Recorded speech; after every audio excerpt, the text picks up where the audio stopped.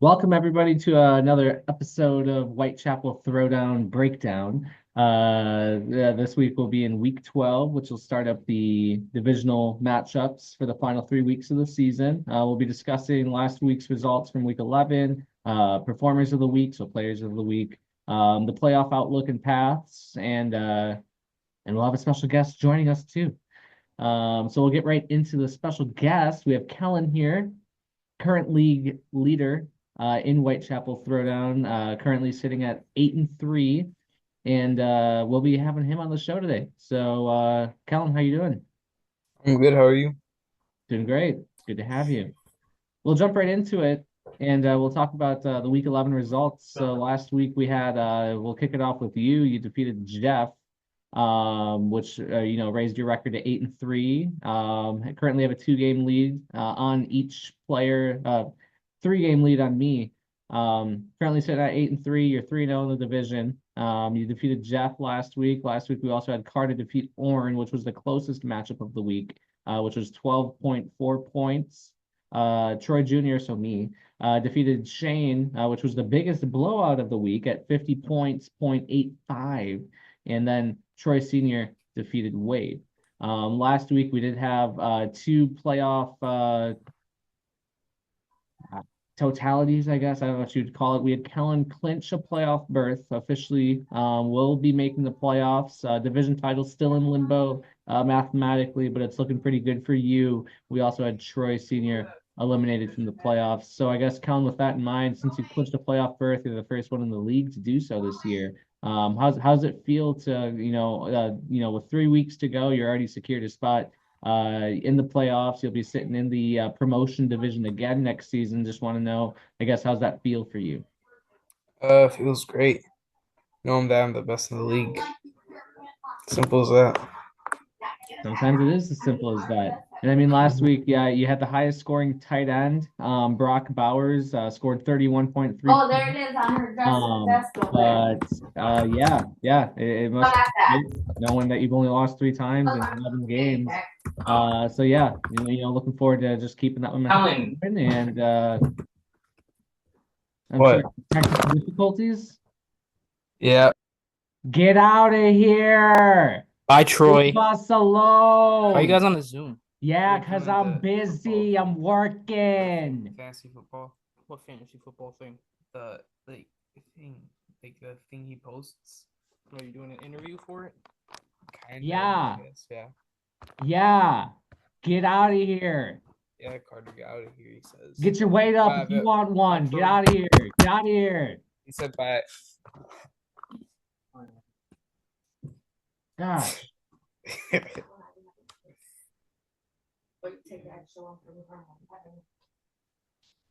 So it must feel great. We'll go over the players of the week from last week, just really quick before we dip into the standings and current scenarios with the final few weeks coming to the head. Last week we had quarterback Jared Goff lead the league in really points overall, had 46.7, sat on the bench, but still eked out a win for Mighty Mazo, who moved to 3-8 against the last call, Wade. We had Amon-Ra St. Brown, who was dealt a couple weeks ago, dropped 38.7 for me. Joe Mixon, 35.3 points, led all halfbacks in scoring for Wade. Brees Hall in the flex position, the wild card, 31.1 points for Mighty Mazo. And then, like we talked about, Brock Bowers with a 31.3, third highest, fourth highest scoring on this list here I've got. Highest among tight ends, Boswell with 24 for Orrin, and then the Texans defense scored 19 for me. Those are the performers of the week, brought to you by Feldco. 866 Feldco. Don't forget to call them if you've got stains on your carpet. You can use code Kellen for 30% off any flooring done by the now defunct K&K Flooring. Only undefeated player in the whole league in divisional play so far. You swept the first 3 weeks, and then we moved into interleague play where you went 5-3. But we've got you at 8-3, 3-0 in the division. You've got a 2-game lead on Wade Carter, and then a 3-game lead on me. The division title's all but matched up. You got to eke out one more win, and you'll have that divisional title wrapped up. First one for you. Last week you made the, or last year, sorry, you made the playoffs on the wild card spot. So I guess moving into your first divisional title, possibly, I guess, with a win and a Wade loss, that would have you clinch. You'll need some help from me, defeating Wade. So I guess with your first divisional title, right on the horizon, uh, how many are we going to see from Kellen Call? Well, hoping to go undefeated, obviously, but I have a bad feeling this week with Josh Allen and Jamar Chase both on a bye week this week. Uh, George Pickens and I guess Russ probably overperformed, but with that fumble, he could have had 20 points. Yeah, Pickens only had 8, but hoping to pull out a win this week against Carter. Looking odd, yeah. You're at odds this week. I mean, a loss this week really only, I mean, at worst is going to have you still with a lead going into week Mhm. 13. But yeah, it's looking like an uphill battle. But it's still right there for you. You've got a few weeks left even afterwards, and I'm sure that might look good for you. We'll move on to the have-nots division where Orange sits at 6-5. Jeff and Shane both at 5-6. That division's looking like it's going to round up, find its way to be a possibly going into the last week of the season to decide the divisional champion. Potentially, that division could only have one team making the playoffs. Any input on how that might shake out the last few weeks of the season? No, not really, but it's gonna be close. Definitely, yeah. I mean, only one game separating them. Depending on tiebreakers, you might have a 2-game lead or on Jeff or Shane. But yeah, no, it's definitely going to shake out, be a real close one. The whole league, is really, filling out to be a really competition for the last really 3 seeds of the playoffs, considering you've already clinched one of them. And like we talked about prior to the standings discussion, yeah, Kellen can clinch the division with a win and a Wade loss. Definitely going to shake out to be a close one. We'll move into the top available free agents for this week. We've got 3 players or 3 teams, however you want to look at it, for each position. We'll jump right into Baker Mayfield, or I guess really just the quarterback position. We have Baker Mayfield available still, Geno Smith as well for Seattle, and then Matthew Stafford. I tend to really think that this upcoming week for Baker, not having Mike Evans, could really draw a challenge for him. I guess what am I trying to ask? I guess, Kellen, for quarterbacks, do you have any thoughts on how it might look? For anybody who's looking to get a quarterback out of those 3, do you have any inputs on who might be a good pickup for anybody? I know Baker's really showed out points for the season, and with going against the Giants, even without Mike Evans and Godwin. I think Mayfield would be a good start, but I'm just trying to see, I guess, what would your input be? Do you have any outlook for any of those 3 quarterbacks, Geno Smith, Mayfield, or Stafford? Who might you pick up if you were looking for a quarterback this late in the season? Well, if I was gonna pick out of one of those 3, I'd probably go with Geno Smith. He's going against okay Cardinals defense, but as you said, Baker Mayfield doesn't have either of his top 2 weapons, Mike Evans or Chris Godwin. And Matthew Stafford is going against a hard Eagles defense. My thoughts exactly. I think Gino would be a good pickup. In a way, a game manager, but I mean, he's shown and he's projected to currently have 22.1 points for the upcoming week tomorrow against Arizona. He's riding a pretty, coming off a good game last week against the Rams. He scored nearly 29 points. He had 28.75 against the Rams. So I think you're right on with that. Yeah, Geno Smith would be a great pickup for anybody looking to service a streaming quarterback or anybody who might need some work. So we'll move into the halfbacks. We got Alexander Madison for Oakland this upcoming week. We've got Justice Hill, who's still available currently, and then we've also got Zach Moss as well. Now keep in mind with that, we've got Madison going against, or I'm sorry, I can't Tennessee. Did you get a notification a couple minutes ago about the thing you said only 10 minutes left on the Zoom thing before it automatically ends for some reason? I don't know why. Yeah. That's weird. No, I didn't. That's fine. Moving into the halfbacks, we've got Amir Abdullah on the free agent list still. He's going up against Denver this week on the at home. We've got Justice Hill on the road against the Chargers, and we've got Roshan Johnson at home against Minnesota. Do you have any input for those three players who might be a good pickup for this upcoming week? I would probably have to go with Amir Abdullah. Uh, but because so Justice Hill, he's the backup running back. Obviously, he's also a fullback.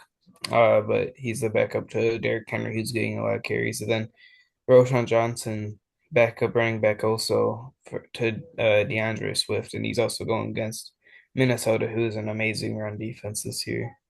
So I'd have to probably say Amir Abdullah, who's also going against a good defense, but I wouldn't say it's as good as the other two. Yeah, I definitely think with Abdullah having the starting role with Madison being out, most likely, I think Abdullah would be the play to go. So that's right on two. We're two for two on matching who we would pick up. So we'll move into the wide receivers then, see if we match up there too. So we move into the wide receivers. Currently, the top three. I know the list that I sent you was going to list Jerry Jeudy, but we're going to ignore him. And we're actually going to change up about half this list, over two-thirds of it actually. We've got Demario Douglas on the road against Miami. Christian Watson. Yeah, correct. We've got Christian Watson at home against San Fran, and then Wan'Dale Robinson for the Giants, who just benched Danny DeVito, or sorry, Daniel Jones.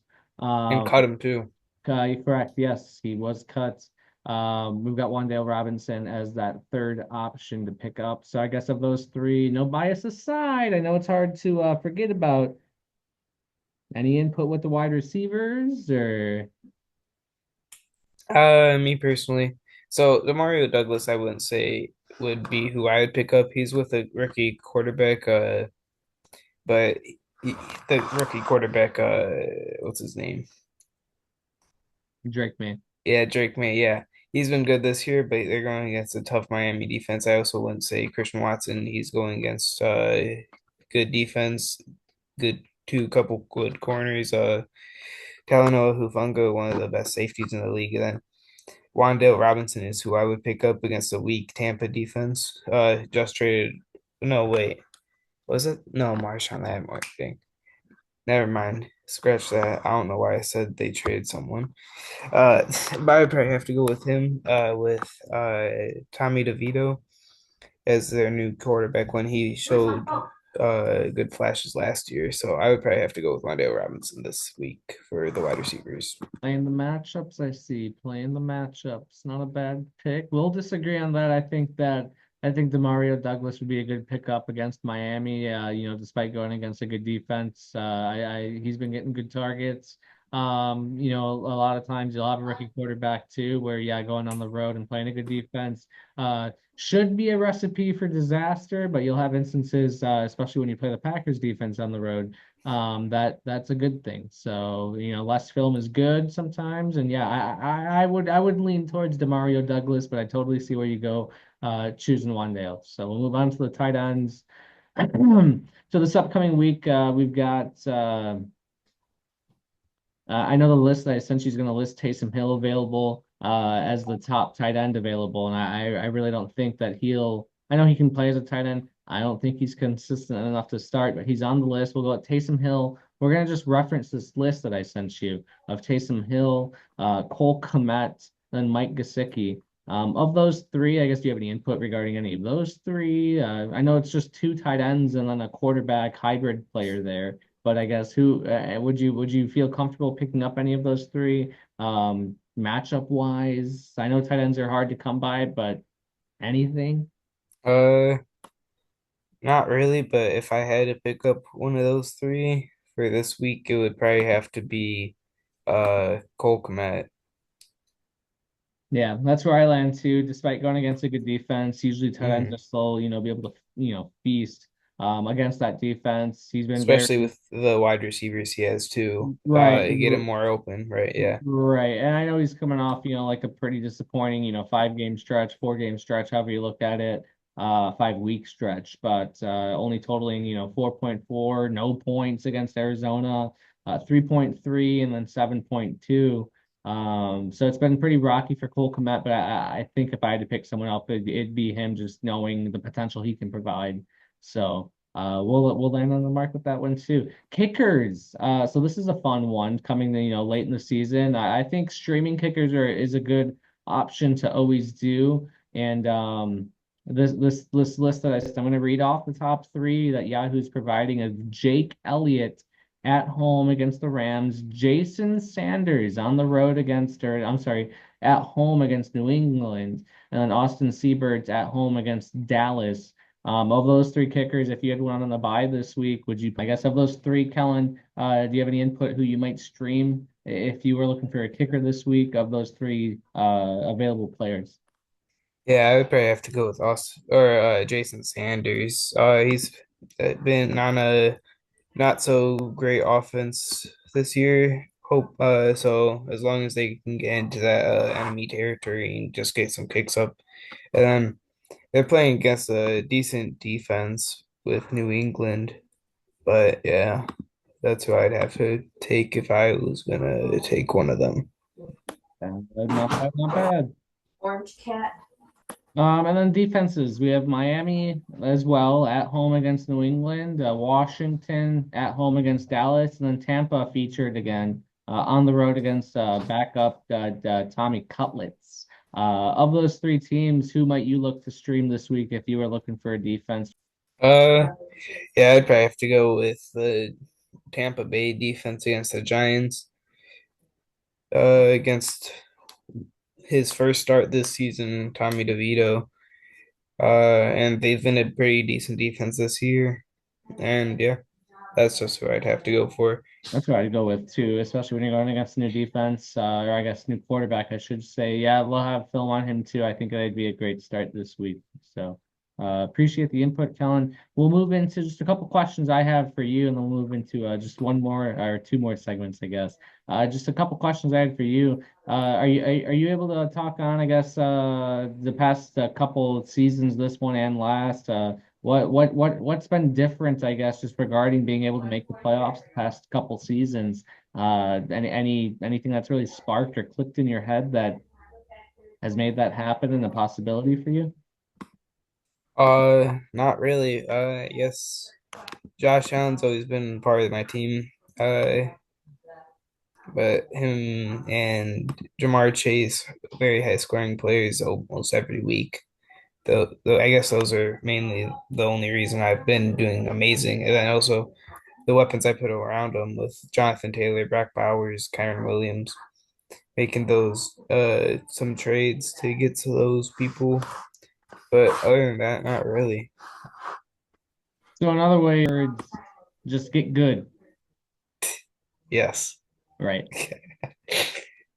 Are you willing to spoil potentially what your keepers might look like for next season? I'm to assume Josh Allen, Jamar Chase are two of them. Mm-hmm.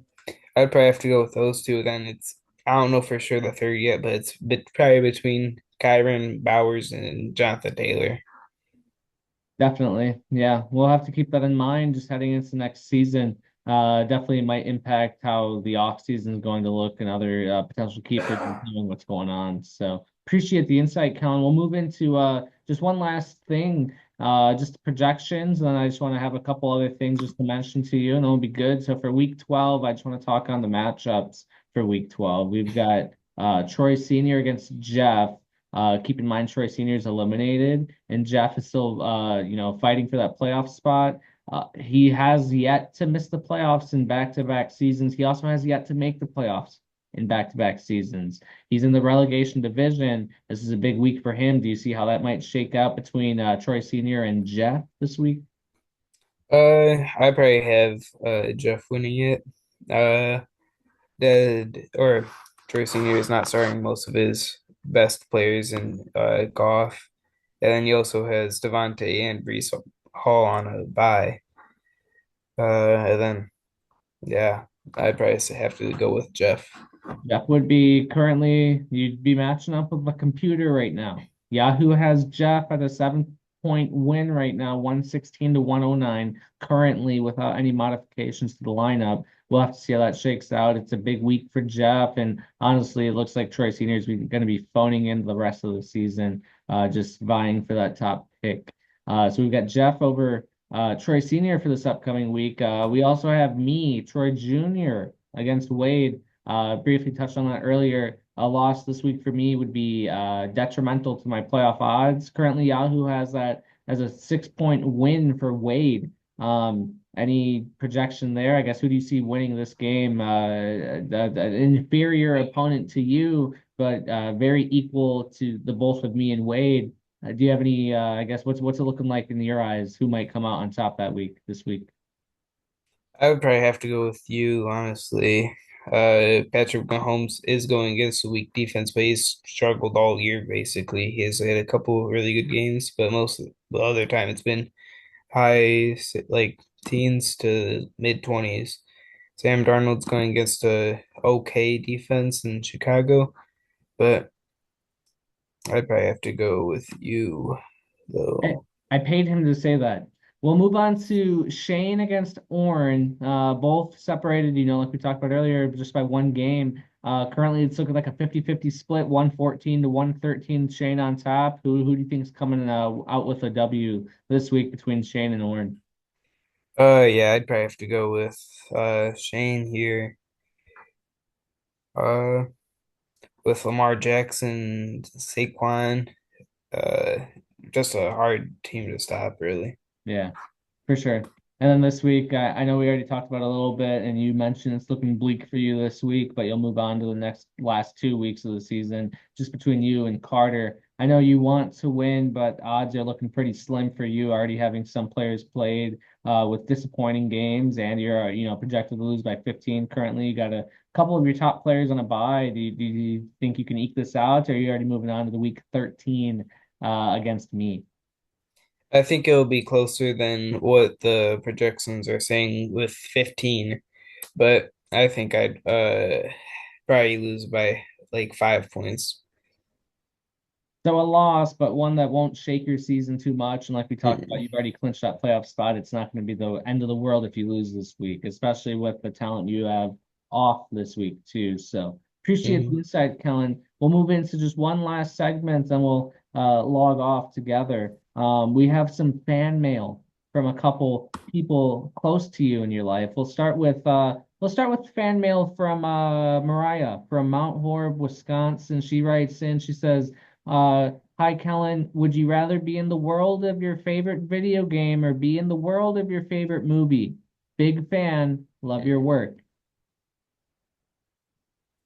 Uh, well, seeing as my favorite video game right now is Call of Duty, I'd probably have to go with my favorite movie because I don't know how I would do that if I was in Call of Duty. That would not be fun.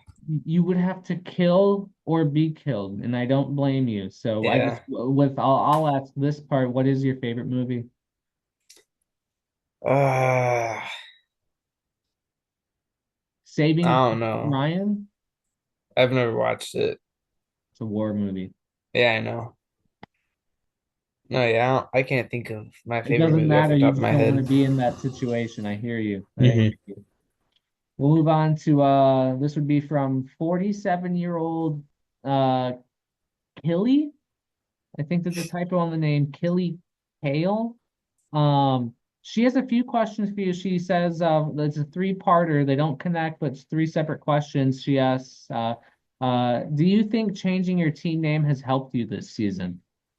Yes. She also wants to know, how do you contain your excitement living in the same house as the player who is in last place? I don't know.